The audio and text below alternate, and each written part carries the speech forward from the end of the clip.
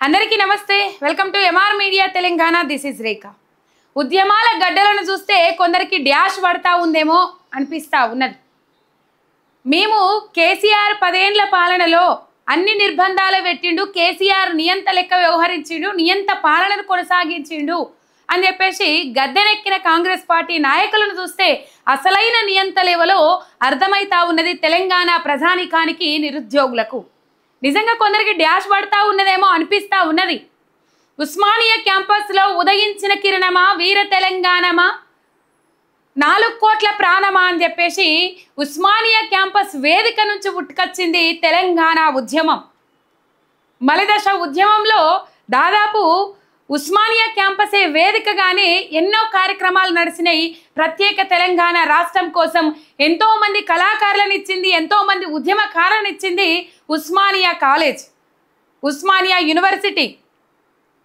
అయితే ఇలా ఉస్మానియా యూనివర్సిటీ చూసినా ఇంకో కొన్ని లైబ్రరీలు చూసినా ఇంకో కొన్ని నిజాం కాలేజ్ చూసినా అశోక్ నగర్ చూసినా ఆగమైపోతా ఉన్నారు డ్యాష్ పడతా ఉన్నది కాంగ్రెస్ నాయకులకు అని చెప్పేసి మాట్లాడుకుంటా ఉన్నది ఇలా నిరుద్యోగ యువత ఏవేవి చూస్తే డ్యాష్ పడుతుందో మనం ఒకసారి రాసుకుందాం మనం ఇక్కడ రాసుకున్న తర్వాత క్లియర్ కట్గా మాట్లాడుకుందాం మనం right Osmania college Osmania university చూసినా ఇంకొకటి నిజాం కాలేజ్ చూసినా ఇంకొకటి చిక్కడపల్లి లైబ్రరీ చూసినా నిరుద్యోగులు యువత ఎవరు ఎక్కడుంటారంటే ఇగో ఈ ఏరియాలలోనే ఉంటారు సరే ఉస్మానియా కాలేజీలో ఉంటారు ఇక నిజాం కాలేజ్ చదువుకునే పిల్లలు ఉంటారు చిక్కడపల్లి చూసినా లేకపోతే అశోక్ నగర్ చూసినా ఇగో ఈ ఏరియాలల్లో దాదాపు 144 సెక్షన్ పెట్టుకొని పోతా ఉన్నది కాంగ్రెస్ సర్కార్ ఏమన్నది కాంగ్రెస్ సర్కార్ కేసీఆర్ ధర్నా చౌక్ బంద్ చేసిండు నేను ధర్నా చౌక్ ఓపెన్ చేస్తున్నా ఎవరైనా ధర్నాలు చేసుకోవచ్చు వాళ్ళ అభిప్రాయం మొత్తము స్వేచ్ఛగా చెప్పుకోవచ్చు బయటకు స్వేచ్ఛ అంటే ఏంది ఎవరు ధర్నాలు చేసినా ఎవరు ర్యాలీలు చేసినా ప్రభుత్వం మీద వ్యతిరేకత చూపెట్టినా లాఠీ చార్జీలు చేయాలి జీవో 46 ఎత్తేయమని చెప్పేసి వాళ్ళు కానిస్టేబుల్స్ అభ్యర్థులు ఎవరైతే ఉంటారో వాళ్ళ జీవో 46 కోసం ధర్నా చేస్తూ ఉంటే వాళ్ళ మీద లాఠీ జులిపియాలి అశోక్ నగర్ వేదికగా గ్రూప్ 1 ఆస్పిరెంట్స్ గ్రూప్ 2 ఆస్పిరెంట్స్ ఎవరైతే ఉంటారో వాళ్ళందరూ ఈ ఎగ్జామ్స్ పోస్ట్ పోన్ చేయండి అని చెప్తే వాళ్ళ మీద లాఠీ చార్జ్ జులిపియాలి వాళ్ళని ఇబ్బందికరమైన పరిస్థితులకు గురి చేయాలి వేధించాలి గ్రూప్ 1 ఆస్పిరెంట్ ఒక అమ్మాయి చనిపోయింది ఆ చనిపోయిన ముచ్చట కూడా బయటకు రానియలే రైట్ ఈ 4 ప్లేసులు చూస్తే ఇంకా కొన్ని ప్లేసులు ఉంటాయి ఈ 4 ప్లేసులు చూస్తే ఇందిరా పార్కు ధర్నా చౌక్ ఇందిరా పార్క్ పెట్టుకోవాలి ధర్నా చౌక్ ఈ 4 ప్లేసులను చూస్తే కాంగ్రెస్ సర్కార్కి అసలు ఏం నిద్ర పడతలేదట ఎందుకు నిద్ర పడతలేదయ్యా అంటే ఇక్కడికి వచ్చి ధర్నాలు చేసేటోళ్ళందరూ ఈ ధర్నాల వల్ల సర్కార్కి ఇంకా వ్యతిరేకత పెరుగుతూ ఉన్నది మరి ఇవన్నిటిని నిర్బంధం పెడితే ఇవన్నిటిని బంద్ చేస్తే మీ మీద ఉన్న ఏమైనా వ్యతిరేకత తక్కువ అవుతుందా ఉస్మానియా కాలేజ్ లేకపోతే ఇంకో దగ్గరకు పోతారు నిజాం కాలేజ్ లేకపోతే ఇంకో దగ్గరకు పోతారు అది ఇందిరా పార్కు లేకపోతే ఇంకో దగ్గరకు పోతారు కానీ వాళ్ళ గొంతును మాత్రం ఆపరు ఎక్కడి నుంచైనా ప్రశ్నిస్తారు ఎక్కడి నుంచైనా నిలదీస్తారు చిన్న సోషల్ మీడియా కాదు చాలు కదా సారు సోషల్ మీడియా వేదికగా అధికారంలోకి వచ్చిన మీకు ఇలా మిమ్మల్ని గద్దెదించడానికి ఇలా చిన్న సోషల్ మీడియా చాలు సారు గుర్తుపెట్టుకోవాలి అని చెప్పేసి ప్రశ్నిస్తూ ఉన్నది నిరుద్యోగ సమాజం నిరుద్యోగ యువత రైట్ ఇదోటి విడుదల చేసేదానికంటే ముందుగాల ఈ అద్దంకి దయాకర్ దాదాపు ఇలా ఈ నిర్బంధం పెట్టిరు కదా ఈ నిర్బంధం గురించి తర్వాత మనం మాట్లాడుకుందాం ఉస్మానియా కాలేజీలో కూడా 144 సెక్షన్ పెట్టిండ్రు 100 ఏళ్ల చరిత్రలో ఎన్నడూ లేని విధంగా 144 సెక్షన్ పెట్టిండ్రు వల్ల 144 సెక్షన్ ఎందుకు పెట్టిర్రంటే దానికంటే ఒక దాదాపు 144 సెక్షన్ పెట్టి ఒక 3 నెలల పొద్దైతుంది ఓయి స్కాలర్ అది విడుదల చేసిన తర్వాత దానికంటే ముందుగాల బ్లేళ్ళు రేగర్పత్తులు అంటారు కదా తినే అన్నంలా రేగర్పత్తులు వచ్చినాయి ఏమి ఇదేంది అని చెప్పేసి ప్రశ్నిస్తే ఇక ధర్నాలు చేయడానికి లేదు ఒక దగ్గర గుమిగూడడానికి లేదు మీరు సర్కార్ను ప్రశ్నించడానికి లేదు అని చెప్పేసి ఇక్కడ ఏం చేసిర్రంటే 144 సెక్షన్ పెట్టిండ్రు 100 ఏళ్ళ ఉస్మానియా చరిత్రలో ఎన్నడూ లేని విధంగా ఈడబెట్టిండ్రు రైట్ ఇక్కడ చిక్కడపల్లి లైబ్రరీ సరే లైబ్రరీ అనుకుందాం లైబ్రరీలో చదువుకునేటోళ్ళకు డిస్టర్బెన్స్ అవుతుందని అనుకున్నాం చదువుకునేటోళ్ళు ఎవరు నిరుద్యోగులే కదా, అందులో నుంచే కదా ధర్నాలు చేసేది, అందులో నుంచే కదా రాస్తారోకలు చేసేది, అందులో నుంచే కదా మిమ్మల్ని నిలదీసేది. ఇలా అంత భయం ఎందుకు అవుతుంది అని అడుగుతా నేను. మీకు ఎందుకు భయం అవుతుంది సార్? మిమ్మల్ని ప్రశ్నిస్తేనే కదా, మిమ్మల్ని నిలదీస్తేనే కదా మీ అడ్మినిస్ట్రేషన్ ఎక్కడ లోపం ఉన్నది, మీ పాలన ఎక్కడ వైఫల్యం చెందుతా ఉన్నది, మీ పరిపాలన లోపం ఎక్కడ ఉన్నది అనేది మీకు తెలుస్తుంది కదా. అయినా మీరు తీసుకోరట, బయట మాట్లాడుకుంటారు. ప్రశ్నించద్దట, సలహాలు ఇయ్యద్దట సార్ వారికి, ముఖ్యమంత్రి రేవంత్ రెడ్డి సార్ గారికి ప్రశ్నించద్దట, సలహాలు ఇయ్యద్దట. అందుకే అన్న కొంతమంది కాంగ్రెస్ నాయకులకు ఈ 4 ప్రాంతాలు చూస్తే డాష్ పడతా ఉందని చెప్పేసి నిరుద్యోగులు మాట్లాడుకుంటా ఉన్నారు. అయితే దీనికంటే ముందుగల్లా అద్దంకి దయాకర్ ఏడుకు పోయిండంటే చిక్కడపల్లి లైబ్రరీకి పోయిండు. ఈ చిక్కడపల్లి లైబ్రరీకి పోయిన కాడ నిరుద్యోగులు నిరసన సెగ దాకిచ్చిర్రోళ్ళ. అద్దంకి దయాకర్ పోయిండు కాబట్టే జర అట్లట్లున్నది అది. లేకపోతే ఈ మాకు ఓట్లేయిర్రి అని చెప్పేసి రాజకీయాలు నడిపించిన బల్మూరు వెంకట్ కానీ, రియాజ్ కానీ, ఇంకా వేరే నాయకులు కానీ ఇప్పుడున్న ప్రభుత్వంలో రెండేసి పదవులు ఆనాడు నిరుద్యోగులను రెచ్చగొట్టి మంచో చెడో మీరు రెచ్చగొట్టిండ్రు, మీ బస్సు యాత్రలు పెట్టిండ్రు. అంతేదుకోలా నేనే ఎగ్జాంపుల్ చెప్తా. మా క్లాస్మేట్ అన్న ఉంటాడు ఒక అన్న, గిట్లనే వార్తలు చదువుతున్నా నేను. నిరుద్యోగులను మోసం చేస్తుంది రాష్ట్ర సర్కార్, నిరుద్యోగులను మోసం చేస్తుంది, ఆగమవుతారు, గోసపడతారు అని చెప్పేసి వార్తలు చదువుతూ ఉంటే ఆ బిట్టు ఆ పాయింట్ తీసి కేసీఆర్ సర్కార్లో ఎన్ని ఉద్యోగాలు ఇచ్చిండ్రు, నిరుద్యోగుల తరపున నీకు వార్తలు చదివే దమ్మున్నదా అని చెప్పేసి మాట్లాడిండు. ఇది లైవ్ కావాలంటే ఆ స్క్రీన్ షాట్లు కూడా ఉన్నాయి. ఇక మా క్లాస్మేట్ అన్న నేనెందుకు బయట పెట్టాలి, కానీ మొత్తం మీద దమ్మున్నదా? మరి ఇలా బస్సు యాత్రలు పెట్టుకొని తిరుగుతుండ్రు కదనే అన్న, మీకు వచ్చేదేంది? రేపకల్లా ఉద్యోగాల నోటిఫికేషన్లు ఎత్తమంటుండ్రా అని అంటే సంవత్సరానికి 2 లక్షల ఉద్యోగాలు పడతాయి, బరాబర్ పడతాయి, నువ్వు కళ్ళు తెరుచుకొని చూడే అట్లనే అని చెప్పేసి నాకే ఛాలెంజ్ చేసిరిండు. ఇక మరి ఇది అన్నదాకా పోవాలని నేను అనుకుంటున్నా.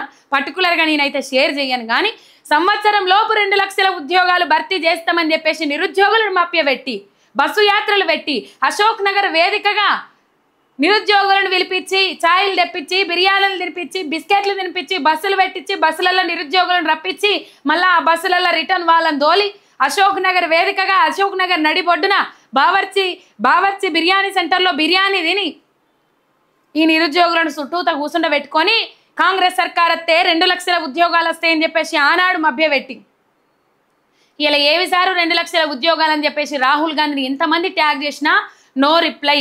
అందుకే అంటున్నారు నిరుద్యోగ యువత అయ్యల్లా ఈ 4 ప్రాంతాలను చూస్తే కాంగ్రెస్ సర్కార్కు వణుకు పుడతా ఉన్నది అని చెప్పేసి ఒకసారి అద్దంకి దయాకర్కు ఏ విధంగా నిరసన సెగ దాకిందో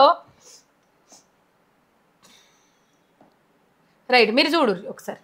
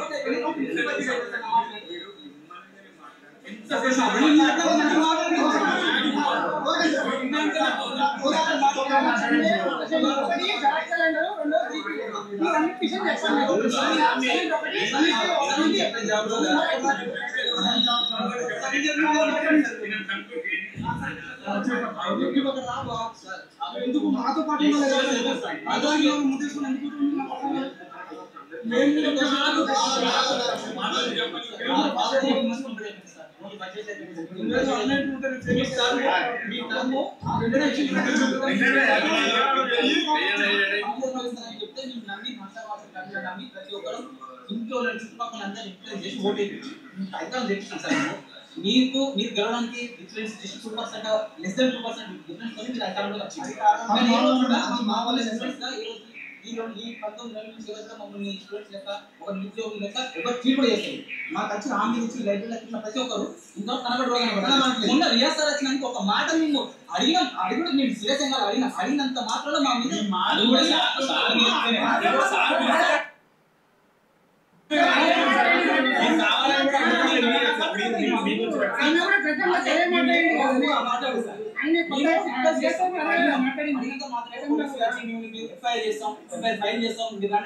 ఇంట్లేసి పిండిని కొట్ట కూలేదు సార్. ఎన్ని రోజులు నిర్బంధంగా ఉంచుతారు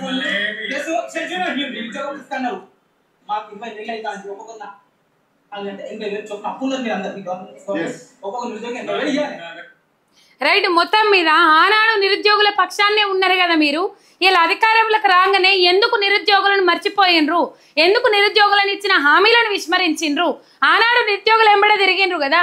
మీ తల్లిదండ్రులను ప్రభావితం చేయండి, మీ ఊళ్ళల్లోకి పోండ్రి, మీ ఊళ్ళల్లో చుట్టుపక్కలను ప్రభావితం చేయండి, మీ అమ్మ నాయన కాళ్ళు మొక్కుండ్రి, మీ అమ్మ నాయనలతో ఓట్లు అయిపోయిండ్రి. అవ్వా నాయన ఈసారి కాంగ్రెస్ పార్టీకి ఓటేస్తే మా బతుకులు బాగుపడతాయి, మాకు ప్రభుత్వం ఉద్యోగాలు ఇస్తుంది అని చెప్పేసి ప్రభావితం చేసే విధంగా వాళ్ళను ప్రభావితం చేసి ఇలా ఏం చేసిరయ్యా అంటే విస్మరించిరు. ఆఖరికి నిరుద్యోగులు ఉద్యోగాల నోటిఫికేషన్ల కోసం, జాబ్ క్యాలెండర్ల కోసం ధర్నాలు రాస్తారోకలు చేస్తే మన ముఖ్యమంత్రి రేవంత్ రెడ్డి గారు ఏం మాట్లాడతారయ్యా అంటే, మేము వచ్చినాక ప్రజాప్రభుత్వం 65,000 ఉద్యోగాలను ఇచ్చింది, 65,000 ఉద్యోగాలకు ఒక్క ఉద్యోగం దక్కినా తక్కువైనా నేను కాళ్ళు మొక్కి రాజీనామా చేసిపోతా అంటాడు.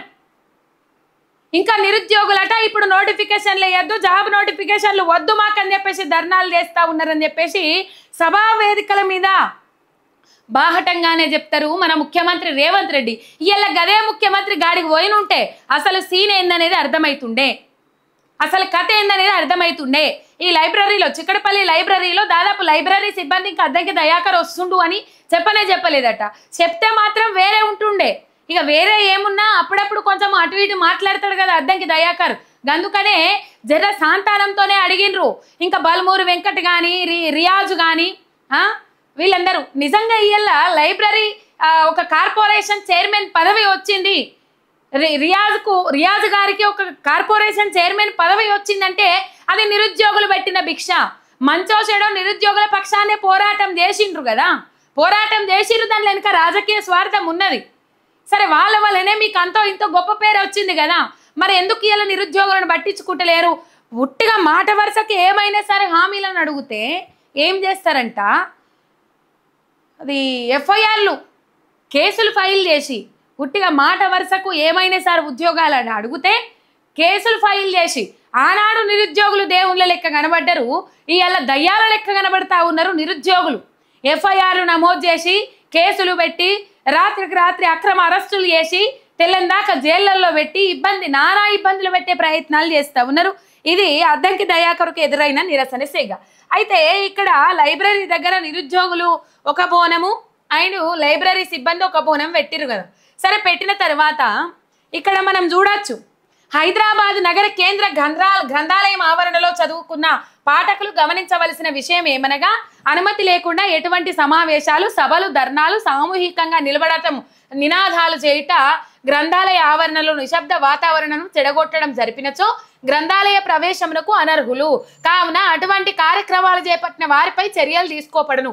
ఈ గ్రంథాలయాలలో చదివే పిల్లలు, ఈ చిక్కడపల్లి గ్రంథాలయం దాదాపు పేరుపోయిన గ్రంథాలయం అంటే చిక్కడపల్లి గ్రంథాలయము.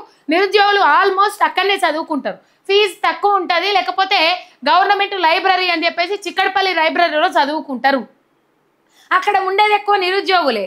తప్పిదారి వాళ్ళు ఏమన్నా నిరసన కార్యక్రమాలకు పాల్పడితేనట ఈ గ్రంథాలయంలో ప్రవేశం నో. అవు సారు, మీరు అందరు ఆడికేలు వచ్చిండ్రు, బలమూరి వెంకట్ సార్ ఆడికేలు వచ్చిండు, రియాజ్ సార్ ఆడికేలు వచ్చిండు, ఇంకా నిరుద్యోగులను రెచ్చగొట్టిన వాళ్ళందరూ ఆడికేలు వచ్చిండు సార్, ఒక సమాధానం చెప్పగలుగుతారా? మరి ఈనాడు గ్రంథాలయ వాతావరణాన్ని చెడగొట్టిన వాళ్ళు అవుతారు, ధర్నాలు రాస్తారు, ఒకళ్ళు చేస్తారని అనిపించినప్పుడు మరి ఆనాడు ఇదే గ్రంథాలయ వేదికగా, ఇదే లైబ్రరీల వేదికగా, ఇదే ఉస్మానియా గడ్డ వేదికగా, ఇదే ఉస్మానియా లైబ్రరీ వేదికగా నిరుద్యోగులను రెచ్చగొట్టుకుంటా మంద మాల్బరం వేసుకొని తిరిగిండ్రు కదా. మరి ఆనాడు డిస్టర్బెన్స్లు యాదికి రాలేవా సారు మీకు? ఇలా ఉస్మానియా క్యాంపస్లో ఉన్నట వీడియోలు తీయనిస్తలేరట. వీడియోలు తీయాలంటే, లేకపోతే ఎవరిదైనా ఇంటర్వ్యూ పెట్టుకోవాలంటే అంత పెద్ద స్పేసు కొంచెం సబ్జెక్ట్ దొరుకుతుంది, పొలిటికల్ లీడర్స్ నుంచి అవగాహన కల్పించిన వాళ్ళు అవుతారు, లేకపోతే పొలిటికల్ లీడర్స్ను కూడా అక్కడి నుంచి నిలదీయచ్చు అనుకున్న నేపథ్యంలో ప్రశ్నించేటోళ్ళ గొంతుల మీద పోలీసు బూటకాలు వేసి అణచివేయాలని చూస్తూ ఉన్నారు. జీపులలో వచ్చి జీవి ఎక్కుమని అడుగుతారట. రైట్, మొత్తం మీద ఈ పరిస్థితి. అందుకే చెప్పిన ఈ ప్రాంతాలు ఉస్మానియా గడ్డ చూసినా, చిక్కడపల్లి లైబ్రరీ చూసినా, అశోక్ నగర్ గడ్డ చూసినా, ఈ ప్రాంతాలలో దాదాపు ఉస్మానియాలో ఎన్నడూ లేని విధంగా 144 సెక్షన్ పెట్టిండ్రు. ఏదోలా అసలు నియంత పాలన మీరు చెప్పాలి. తెలంగాణ ప్రజానీకం వచ్చి రాగానే ప్రగతి భవన్ కంచెలు బద్దలు కొడుతున్నామని చెప్పేసి ఇలా కంచెలు బద్దలు కొట్టినామని చెప్పిర్రు కదా. మీరు పోయి చూడుండ్రి, ఏ ఒక్క రోజన్నా ఆ బారికేడ్స్ లేకుండా ప్రజాభవన్ ఉన్నదేమో మీరు చూడుండ్రి, ప్రగతి భవన్ ఉన్నదేమో చూడుండ్రి. మహాత్మా జ్యోతిరావు పులే భవనం అని చెప్పేసి పెట్టిర్రు కదా, కంచెలు బద్దలు కొడుతున్నామని గ్రిల్లింగ్స్ తొలగించి. ఆడ గ్రిల్లింగ్స్ తొలగిస్తేంది, లోపల బారికేడ్స్ పెడితేంది, ఇంకా మంది మార్బలం పోలీసు మార్బలంతో ఏ ఒక్క రోజన్నా లేకుండా ఉందేమో మీరు చూడుండ్రి. ఏది నియంత పాలన మీరే తెలుసుకోండి. నిజంగా ఇట్లా తెల్లందాకా వచ్చి అరెస్టులు చేసుకపోవడు, జైళ్ళలో పెట్టుడు కేసీఆర్ పాలనలో లేకుండే. తెలంగాణ ప్రజలారా, నిరుద్యోగులారా, మీరు మోసపోయినరు, మనం మోసపోయినాం. కనబడతా ఉన్నది, అర్థమవుతా ఉన్నది. ఏమనంటే డైవర్షన్ పాలిటిక్స్కి దిగుతా ఉన్నారు. ఇలా ఇది నిషేధం అని చెప్పిన వాళ్ళు ఆనాడు మరి ఎందుకు పోయిన రోజులో నాకు అర్థం కాదు. ఈనాడు నిషేధము, ఈనాడు గ్రంథాలయ వాతావరణము నిశ్శబ్దంగా ఉండాలనేది వాస్తవం అయితే ఆనాడు కూడా వాస్తవమే అయ్యేది ఉండేది నా ప్రశ్న, తెలంగాణ నిరుద్యోగుల ప్రశ్న. రైట్, ఒక్క సబ్స్క్రైబ్ చేసుకొని సపోర్ట్ చేయండి. మీ ఎంఆర్ మీడియా తెలంగాణ.